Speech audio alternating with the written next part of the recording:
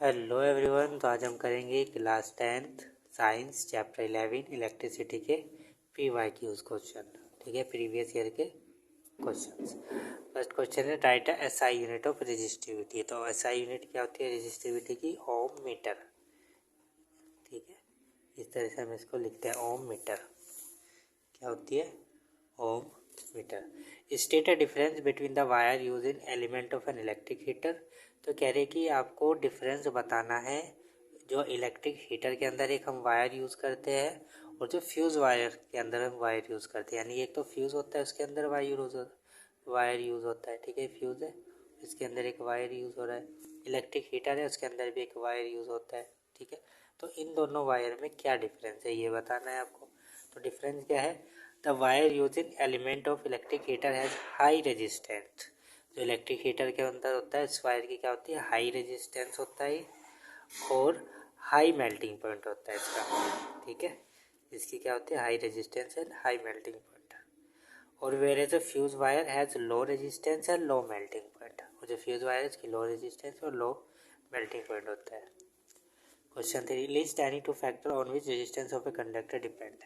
तो दो फैक्टर बताने हैं जिस पे डिपेंड करता है हमारा रेजिस्टेंस किसी कंडक्टर का। तो इसमें ये आ जाएगा, रेजिस्टेंस हमारा किस पे डिपेंड करता है? रेजिस्टेंस डायरेक्टली प्रोपोर्शनल होता है लेंथ। ठीक है, directly proportional resistance of uniform metallic conductor directly proportional to its length and inversely proportional to the area of cross section. ठीक है, और ये से प्रोपोर्शनलिटी साइन हटेगा, रो का साइन लगेगा, इसे बोलते हैं हम रो और इसे बोलते हैं electrical resistivity of the material of the conductor. ठीक है, तो इसमें सिर्फ ये पूछा था किन दो पे डिपेंड करता है, एक तो लेंथ पे डिपेंड करता है और एरिया पे। लेंथ पे डायरेक्टली प्रोपोर्शनल है और एरिया पे इनवर्सली प्रोपोर्शनल है। सिर्फ आपको ये दो लाइन लिखनी है। ठीक है, इसके बाद है हमारा ओम्स लॉ। ओम्स लॉ क्या होता है? ओम्स लॉ क्या होता है? ओम्स लॉ है हमारा, ओम्स लॉ भी एनसीईआरटी की बुक में से ही देखेंगे। ये है आपका, ये रहा, the potential difference V across the ends of a given metallic wire in an electric circuit। ये जो पोटेंशियल डिफरेंस है हमारा वायर के अंदर जो भी होगा इलेक्ट्रिक सर्किट डायरेक्टली प्रोपोर्शनल होगा जो भी करंट उसके अंदर फ्लो हो रहा होगा, यानी कि V डायरेक्टली प्रोपोर्शनल होगा I की। It provided temperature remain the same, कि टेम्परेचर हमारा सेम रहेगा। तो क्या होगा, जो पोटेंशियल डिफरेंस है एक मेटेलिक वायर के अंदर जो इलेक्ट्रिक सर्किट में लगा है वो डायरेक्टली प्रोपोर्शनल होगा जो उसके अंदर करंट फ्लो हो रहा होगा, यानी potential difference directly proportional current. This is called Ohm's law. और V अपॉन I क्या हो जाएगा? कांस्टेंट। और V इक्वल्स टू IR, यानी कि R क्या है यहाँ पे? कांस्टेंट है। और इसे बोलते हैं रेजिस्टेंस। इसके बाद है क्वेश्चन नंबर 5 का फर्स्ट, नेम द इंस्ट्रूमेंट। तो question, name the instrument use to measure electric current in a circuit. क्या एक इंस्ट्रूमेंट का नाम बताना है जो हम इलेक्ट्रिक सर्किट के अंदर यूज़ करते हैं इलेक्ट्रिक करंट को नापने के लिए। तो क्या होता है ये? एमीटर। और ये कह रही सर्किट में किस तरह से अरेंज होता है? तो ammeter is connected in series in an electric circuit. तो एमीटर हमारा सीरीज में कनेक्ट होता है और किसको हम यूज़ करते हैं करंट को मेजर करने के लिए? एमीटर को। ये तो क्वेश्चन हमारा। What is the lowest resistance that can be obtained by combining 4 coils of resistance 4 ohm, 8 ohm, 12 ohm and 24 ohm? ये कह रहे हैं इनसे हम लोवेस्ट रेजिस्टेंस कितना ले सकते हैं और किस तरह से ले सकते हैं। तो जब भी हमें लोवेस्ट रेजिस्टेंस निकालना है तो हम अरेंज करते हैं रेजिस्टेंस को पैरेलल में। अगर हमें मैक्सिमम निकालना है तो हम उनको अरेंज करते हैं सीरीज में, यानी कि मिनिमम निकालने के लिए रेजिस्टेंस तो उन्हें अरेंज कर देंगे पैरेलल फॉर्म में, पैरेलल में। और अगर मैक्सिमम बोलेगा वो तो उन्हें अरेंज कर देंगे सीरीज में। ठीक है, तो पैरेलल का क्या होता है? जो इक्विवेलेंट रेजिस्टेंस होता है 1/R। ठीक है, 1/R1 plus 1/R2 plus 1/R3 plus 1/R4। ठीक है, यहाँ पे 4 है इसलिए 4 हो जाएगा, एंड ये चलता रहेगा। और अगर सीरीज में होगा तो ये क्या हो जाएगा? R इक्विवेलेंट रेजिस्टेंस हो जाता है हमारा R1 plus R2 plus R3। ठीक है, तो इसमें हम ऐड ये लिख देंगे सारा 1/4 प्लस 1/8 प्लस 1/12 प्लस 1/24। इसका एलसीएम आ जाएगा 24 और फिर इसको आप कट पिट करोगे तो आ जाएगा आपका 6 प्लस 3 प्लस 2 प्लस 1। ठीक है, इन्हें ऐड करोगे तो कितना आ जाएगा? 12/24, इसको भी कट करोगे आ जाएगा 1/2, यानी कि आर हमारा कितना आ जाएगा 1/r, किसके इक्वल हो जाएगा 1/2 के, यानी कि आर हमारा आ गया है 2 ओम। तो लीस्ट रेजिस्टेंस हम कितना ऑब्टेन कर सकते हैं रेजिस्टेंस को यूज़ करके 2 ओम। ठीक है, अगर मैक्सिमम बोलेगा तो इन चारों को ऐड कर देंगे। Give reason for the following, तो हमें रीज़न बताना है।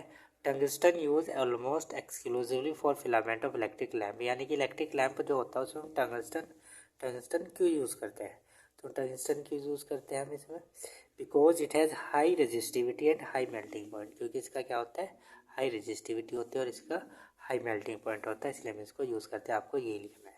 Why do we use copper and aluminium wire for transmission of electric current, तो कह रहे कॉपर और एल्यूमिनियम वायर क्यों बनाते हैं जब हमें इलेक्ट्रिक करंट को पास कराना है, यानी कि ये वायर क्यों बनाते हैं इनको यूज़ करके, वायर मतलब इनसे वायर क्यों बनते हैं, because it has low resistivity and higher conductive, क्योंकि इसकी क्या होती है लो रेजिस्टिविटी होती है और हाइयर कंडक्टिविटी होती है। लो रेजिस्टिविटी का मतलब लो रेजिस्टेंस है, इसके अंदर लो रेजिस्टेंस है मतलब करंट ज़्यादा फॉलो करेगा, ज़्यादा दूर तक फॉलो करेगा, इसलिए इसको यूज़ करते हैं। और कंडक्टिविटी का मतलब भी यही होता है, मतलब ज़्यादा करंट इसमें फॉलो करेगा। तो क्वेश्चन नंबर 8 है, find the resistance of bulb rated, power दे रखी है और वोल्टेज दे रखी है, यानी कि V दे रखा है। तो P कितना है 100 वोल्ट और V है 250 वोल्ट, और हमारे पास फॉर्मूला है P, V और R के बीच में रिलेशन जो होता है वो क्या होता है P = V²/R, यानी कि हमें क्या फाइंड करना है, R को इधर लेके जाएंगे, P को नीचे लेके आएंगे, तो R कितना हो जाएगा V²/P, तो V कितना है 250 अपॉन में 100, एक जीरो से एक जीरो गई, एक जीरो से एक जीरो गई, तो ये कितना आ जाएगा, ये आपका आ जाएगा 625 ओम। ठीक है, ये था क्वेश्चन, बस आपको ये सॉल्व करना था। Question number 9, an electric iron draw a current of 0.5 ampere when the voltage is 200 volt, यानी कि एक इलेक्ट्रिक आयरन है तो उसके अंदर करंट कितना फ्लो हो रहा है 0.5 एम्पेयर हो रहा है, जब वोल्टेज हम कितनी दे रहे हैं उसको 200 volt. Calculate amount of electric charge following through it in 1 hour, तो हमें 1 घंटे में बताना है इसमें कितना करंट फ्लो हो रहा होगा, यानी कि हमें आई गिवन है, आई कितना है 0.5 एम्पेयर, ठीक है, वी गिवन है कितना है 200 वोल्ट, और अब टाइम कितना है, टाइम हमारे पास है 1 आवर, 1 आवर को हम करेंगे 6 सेकेंड में चेंज, तो कितना हो जाएगा 600 सेकेंड्स। ठीक है, तो हमारे पास एक फॉर्मूला होता है Q = I × T, तो I हमारे पास है,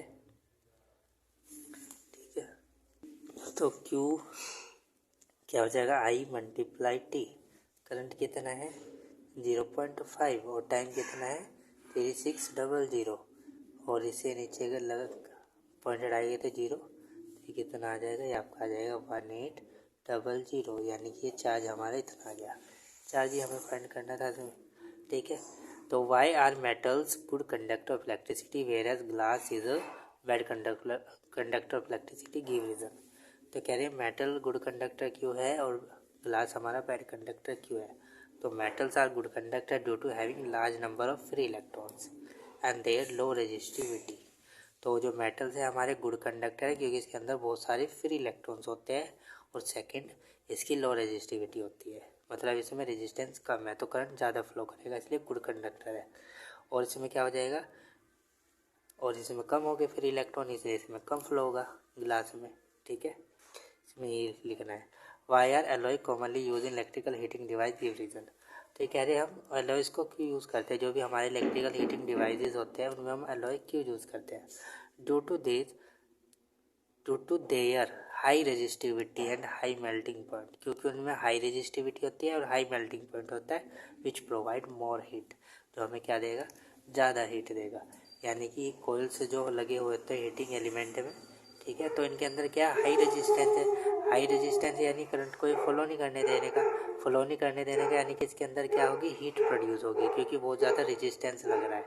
ठीक है, तो रेजिस्टेंस की लगने की वजह से इसमें से हीट भी ज़्यादा निकलेगी, और हीट ज़्यादा निकलेगी वो तो हमें चाहिए ही है। ठीक है, और मेल्टिंग पॉइंट इसका बहुत ज़्यादा है, पिघलने का भी नहीं, क्योंकि मेल्टिंग पॉइंट बहुत ज़्यादा है। तो आई होप आप सबको क्वेश्चन समझ में आए होंगे, अगर समझ में आए तो प्लीज़ वीडियो को लाइक कर दो, चैनल को सब्सक्राइब कर लो। So thank you for watching this video. और नेक्स्ट वीडियो में हम करेंगे नेक्स्ट चैप्टर। Thank you.